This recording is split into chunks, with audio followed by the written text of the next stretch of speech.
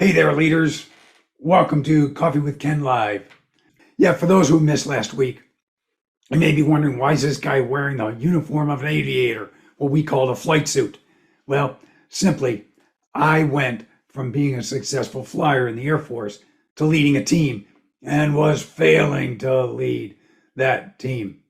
What saved me was not the books, courses, and workshops I thought would really help me improve. They were great, they really were, but they were so difficult to employ, it was a problem. What saved me was an epiphany I had that helped me realize the magical connection between what it takes to get an aircraft or organization off the ground and to the desired destination. So I'm going to be in character, shall we say, or in uniform from now on, to serve as a reminder to all of you who are on a quest to be the best, the magical connection between what it takes to lead and what it takes to fly. You know, this week we are addressing a potentially life-changing question.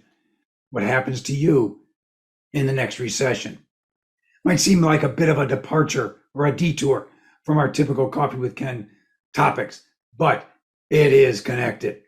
We'll get there. Because of all the talk about the R word, recession, I've been getting lots of inputs from those who lead a team. They wonder if I believe we're in a recession. Now, let's be clear, I'm no economist, but we've met the accepted definition for recession already, 2 quarters of negative GDP. Plus, if Chairman Powell's quick, direct message after their annual Jackson Hole convention is an indicator, the Federal Reserve looks keen to, what do they say? Oh yeah, do what it takes to tame inflation. Here's the problem. The Fed's bag of tricks is quite limited. A few months ago, Mr. Powell was hoping he could navigate the country to what he called a soft landing. I'll translate. He believed he could raise interest rates enough to curb inflation, but not so much that would produce a nasty recession. After his Jackson Hole speech a little over a week ago, many believe that soft landing is not possible, off the table, at least not very likely. Another problem, the Fed usually raises interest rates to tame unchecked growth. Inflation this time around, by most of the indicators I've seen, is related more to shortages in supply, not greatly increased demand. It looks like a serious recession is quite possible. And what is a primary sign we are in a recession?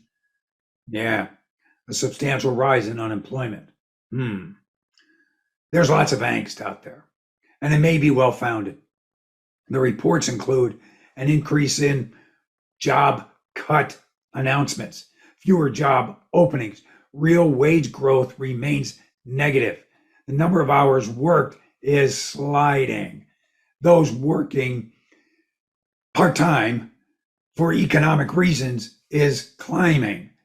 And things look even worse for many of our trading partners around the world, which obviously impacts business here, which impacts jobs.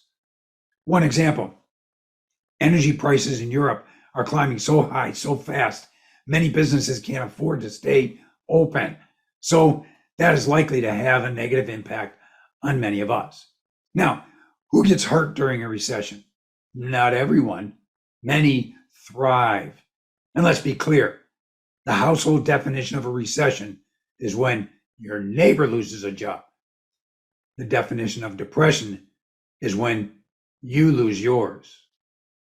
I'd love to help everyone, but I can't help those who won't do what it takes. So I hope you do what it takes to not only survive, but thrive. Let's go back to the question that started this thread. Who gets hurt during a recession? Very simply, those who choose to not prepare themselves for the inevitable. It's a key reason leaders, I should say true leaders, are so vital. Many people are habitual. Get up, get ready for work, head out the door, do what they must when they get to the office or wherever they work, head home, have dinner, help with the kids, go to bed, next day, same thing. They're not looking to the future because many assume things won't change or feel they're too busy to do anything differently or anything about it. Well, things always change. So, are you prepared? Can you survive the ultimate decision on who stays and who goes? Many of you maybe make that decision, but many more of you are probably affected by those decisions. Now, hold on. If you jumped to "you bet I'm prepared," how do you know? Especially if you were thrown into a position of authority without proper development to lead your team. You may be only getting results barely good enough to keep your job in relatively good times. If you are unexpectedly let go, you find out you weren't prepared. Who will you let down? Who else besides you will bear the brunt of you not being prepared? That's a tough question. I know it, but it's one you need to ask. So let's go deeper into this critical aspect of what happens to you if a recession hits. How much debt do you have? The average in the US is about $145,000. Now, mortgage payments of maybe $1,500 a month or so on average eat up a good chunk of that. Then add on education, credit cards, cars, you name it. It's a big chunk. How long could you meet your current expenses if you lose your job, meaning you lose your income?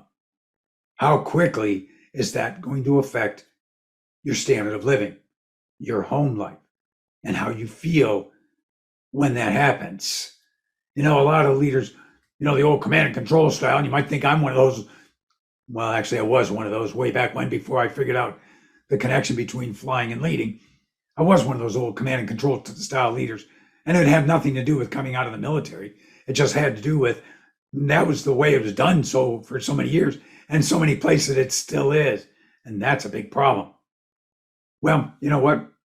I doubt any employer is going to keep you on the job solely because you have a family to support and feed and debt you need to pay back. There are many periods where refinancing can keep you afloat, as they say, but refinancing during a period of rising interest rates could throw more fuel on that fire of worry. Let's say you took out a variable rate loan previously. Maybe you got a good one, maybe down around 3%, or maybe even a bit less. And the rate goes up by just 2 points. You know what that equates to in a likely increase in your mortgage payment? Somewhere around 20+%. Are you ready for that? Then, if you have to find another job during rough times, if we get into that true R word, we know it's here. Are you likely to get the same pay if you get another job? Are you likely to get the same pay, same benefits? Not likely better unless you're one of those that knows how to thrive. We'll talk more about that in a bit. Because none of what we've addressed is insurmountable. You can definitely keep yourself from losing your job. And maybe do even better than that. How? Prepare now. Okay, that's easy to say. How do I do that, Ken? Ensure you are considered indispensable. Now, in reality, let's get it across the table. No one is truly indispensable. Okay? We have a shelf life on this planet. Someday the big guy's going to say, hey, come on, see me. Yeah. So nobody is. But that's why I put that, ensure you are considered indispensable. In addition to the other 3 shifts we've covered that help previously frustrated leaders get great results from their team, add shift number 4. Be a problem preventer, not a mere problem solver. Making yourself indispensable is definitely problem prevention. Okay? But don't wait. Now, we have no clue when the next recession will rear its ugly head. Is it here now? I can't tell you. Some signs say it might be. Others say maybe we've got some room to go. I can't tell you. But my recommendation is that you should not wait. Because if that recession rears its ugly head, or when it does, I mean, it's just a matter of fact in a cyclical economy. It's just a matter of fact. It's going to happen. When leaders start losing their jobs unexpectedly, not because they did something improper or illegal, but because their team is not delivering the ROI those leaders need to, in this case, keep their jobs. Yes, supersonic leadership, and that is the name we're doing business as now. We've made the full switch, going with the full leadership, connected to flying all in, baby. So I was going to say my old name, supersonic leadership. We do typically help leaders get the promotions, respect, and hefty pay raises they deserve. But today, we're at a whole other level. I can't tell you the number of people who have told me right after it was too late to fix their situation, I was going to fix that. Really, I was. I just never got around to it. Well, you can never say that again. If you've procrastinated, especially if you paid a steep penalty, take charge of your life. I'm going to share my screen right now because we are going to give you something that should really change your life. Are you ready for the next recession? Yeah. Go to that link, creationsremember.com, and get around to it. Yep, all it is a little piece of wood that says around to it that is intended to serve as a reminder. Order at least a dozen of these. I think that's a minimum that you have to order. They're not all that expensive. You can afford it now before the recession, but carry it around. Let it be that reminder that you have a round to it. So you can't say, I never got around to it, because now you've gotten one. Pass the others around. Get your whole team on this mindset that procrastination doesn't help us get where we need to go. And why do this? This is silly, right? I don't think so, because it turned me around. I know that. When I was just starting out on my professional journey as a leader, someone shared around to it, very similar to this with me, and it made an impact that lasted, well, at least to this point, and that's been over 40 years. So let's just say forever. No matter what is happening in your life, don't assume you are indispensable, especially when it comes to the results you are able to generate with your team.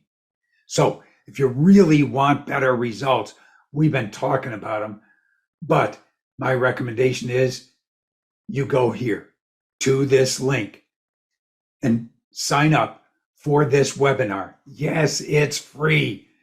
It's about 40 some minutes, okay? But it'll go through the shifts in much greater detail than we typically go through here, okay? So go there, watch it, and then put into action the 5 shifts previously frustrated leaders make to boost the ROI their team delivers. First, you have to keep your job in order to get the promotions, respect, and hefty pay raises you deserve. Well, let me ask another question, because you may be saying, wait a minute. If we're going into a recession, do you believe great outcomes are possible in difficult times like a recession, even if we're in one now? Let me give you a situation. Overinflated NASDAQ. For those that don't know, that's the market that mostly deals in tech and high growth stocks, okay? 9/11 terrorist attacks, okay? Yeah, you may not have been there or remember that. You may have been too young, or maybe you're like the rest of us that lived it. Ooh, it was ugly. Corporate scandals, same year, all together, like Enron. What happened? Horrible stock market crash. That NASDAQ we just talked about lost 75% of its pre-cash value.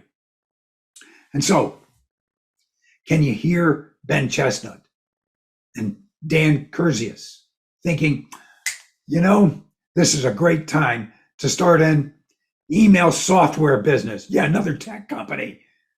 And yes, I'm talking about MailChimp, launched in 2001. Same year as all that bad stuff. And how's that working out for them? Well, they were named Company of the Year by Inc. magazine in 2017. Recognized as one of the world's most innovative companies by Fast Company. And now it's a private company, so it's hard to get up-to-date data. But Ben and Dan, the original founders, are exploring a sale that could value at more than, want to guess, $10 billion. Do you carry around that kind of cash? Yeah, not many people do. You tell me. Can you not only survive, but thrive during a recession? And the answer is absolutely. Now, one more thing before we land this bird, because I have something that people have been coming to me and asking me. So I'm going to share another aviation tip with you real quickly here. We're going to call it NOTAMs. And you might say, what'ums? Yeah, NOTAMs. It's an acronym that stands for Notices to Airmen. And that's what they typically look like. There's a lot of different phases of flight. We have all the mission planning and preparation and all that. But then let's just talk about pre-flight, the day of the flight, before we take off. There are many pre-flight steps, and they don't all take place at the airplane. One of those steps was at a place we called base ops or base operations. We had a requirement to read, understand, plan to deal with the applicable NOTAMs for the day, or these notices to airmen. They're important messages about things that are interfering with flight operations. In a similar vein, send me a NOTAM, either email or respond to one of my TikToks, LinkedIn, or Facebook posts, like the live stream that's going on right now. Inform me of those things that are interfering with your operations. I will do my best to help you deal with the issue at hand. I want you to know that I do my best to cover the topics that leaders bring to me most frequently. And yes, so far, every one of those items has fit into one of the shifts we are addressing. In that vein, I'm happy to listen to questions you may have, send me the NOTAM, that cause you heartburn or sleepless nights.